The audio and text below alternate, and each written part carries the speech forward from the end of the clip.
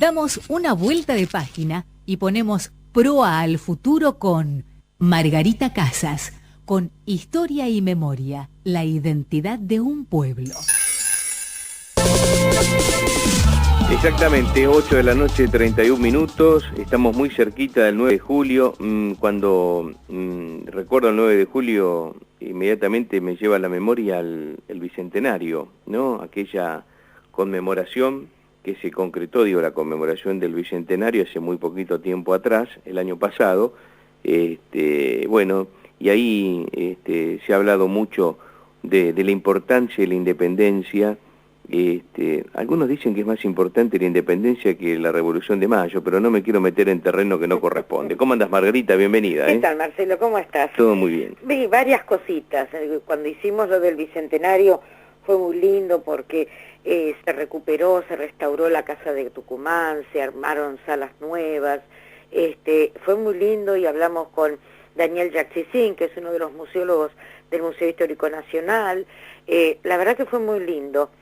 Y cuando vos decís con respecto a que es más importante que la Revolución de Mayo, mirá, en la Revolución de Mayo se establece que íbamos a tener un nuevo gobierno por el cual no íbamos a tener un virrey más, pero de ahí a que se eligiera y se pudiera hacer un gobierno realmente independiente, pasaron 6 años.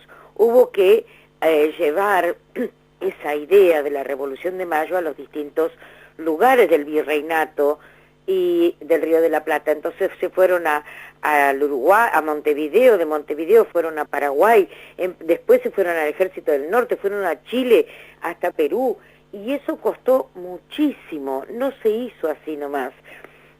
Justamente ahora estaba revisando algunas cosas, ¿no? Y si hubo otras revoluciones, como la del 15 de abril de 1815, que era muy federal, entonces habían sacado al director supremo, Carlos María de Alvear, y se dicta un estatuto provisional. Fíjate que tenían que ir armando legislaciones, había que armar para armar una nueva patria, no la teníamos todavía. Eso llevó a muchas controversias, a muchos problemas, pero dentro del estatuto ese que se había hecho en 1815, había un proyecto, estaba la base para la Constitución, para dictar una Constitución. O sea, para poder ser libres e independientes totalmente, declarar nuestra independencia, había que dictar una Constitución. Eso no fue fácil ni se hizo enseguida. Se llama al gobierno de las Provincias Unidas, este estatuto establece la división de poderes. Yo una vez dije que cuando se dicta la Asamblea del año 13, en esos momentos comenzaba un esbozo de lo que eran los 3 poderes, el Ejecutivo, el Legislativo y el Judicial. Y el Legislativo era la Asamblea, el Ejecutivo en ese momento era el Triunvirato y el Judicial el Cabildo. Pero en este estatuto ya lo van afinando el lápiz, ¿no? Y el Legislativo va a residir en el pueblo, originariamente hasta que se determine el Congreso General de las provincias. El Ejecutivo sería el director del Estado y el Poder Judicial ahora estaría a cargo de un Congreso General con un tribunal. Bueno, vos fíjate, más o menos se van armando, pero de ahí a que pudieran lograrlo, dentro de ese estatuto establecen que se debía reunir un congreso para llamar a constitución, o sea, constituyente, en Tucumán. Pasó un poquito, bastante, hasta 1816, donde se reúne el congreso. Y bueno, esos representantes de cada una de las provincias, fíjate que decía que debían asistir al Congreso General y que se arreglaría de modo que para cada 15.000 almas de un pueblo se nombrara un diputado. Obviamente no había 15.000 almas en todos los pueblos, en algunos habría más, en otros menos, y así más o menos se fue conformando. Incluso no estaban todas nuestras provincias todavía creadas, porque por ejemplo Misiones dependía de Paraguay todavía, y en Paraguay y Corrientes ahí estaba el gobernador Gaspar Rodríguez de Francia, que se mantenía muy en completo aislamiento, pero vos sabés que leyendo un poquito llegas a que justamente este Rodríguez de Francia había hecho un superávit en ese lugar.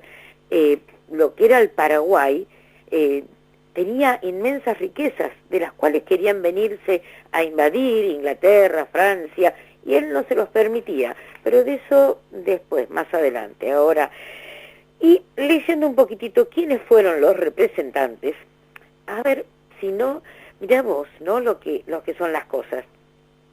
Fíjate los nombres. San Juan era Fray Justo Santa María de Oro y Francisco Narciso Laprida. Por San Luis, Juan Martín de Pueyrredón. Por Salta, Mariano Boedo y José Ignacio Gorriti. Por Catamarca, Manuel Antonio Acevedo, José Eusebio Colombres, José María Serrón, Mariano Sánchez de Loria y José Severo Malavia. ¿A qué te suena? A las calles de Lomas. Claro, es verdad. Bueno, justamente para el centenario, cuando en la ciudad de Lomas de Zamora es declarada ciudad, bueno, se comienzan a colocar los nombres de las calles principales con el nombre justamente de los constituyentes, de los que estuvieron en el Congreso de Tucumán. Era un poco lo que yo te decía en ese momento, para 1910, el tema de la reafirmación de nuestra identidad, aquella que ya hablamos varias veces con respecto a esta inmigración que teníamos. Bueno, el Congreso de Tucumán en sí declara, estaba en medio de un gran desastre que teníamos en todo el continente. Fíjate que en Chile todavía había recibido, las acciones militares eran terribles, se había perdido Rancagua y los españoles desbarataron la independencia de Chile. O'Higgins con el ejército debió cruzar la cordillera para incorporarse al ejército que preparaba San Martín en Mendoza. Los portugueses avanzaban sobre la banda oriental, desde Brasil. En el litoral todavía se había iniciado la guerra civil entre Buenos Aires y las provincias lideradas por Artigas. O sea, todo estaba muy convulsionado, nada era sencillo. 6 años de guerra de independencia habían agotado los recursos financieros de Buenos Aires. Entonces, no existían todavía grandes industrias, entonces no había forma de volver a generar una buena economía. Los malones indígenas devastaban la campaña y obviamente falta de custodia, porque hasta ese momento estaban los blandengues, pero bueno, ya no estaban. Y los saladeros de Buenos Aires recién en ese momento comenzaba a ser la principal industria del país. Así que toda esta convulsión a fines de 1815 llevó bastante problemático para reunir ese Congreso General el 9 de julio de 1816. A lo que se llega, y resumiéndolo bien, bueno, lo invitan, por ejemplo, a Manuel Belgrano, temprano, para que les cuente, cuando él vuelve de Europa, que había ido en una misión para poder contar qué era lo que estaba pasando en Europa, en el viejo mundo. Bueno, él les dice que a los diputados que las revoluciones, estas independentistas americanas, no estaban bien vistas en el gobierno de España, y consideró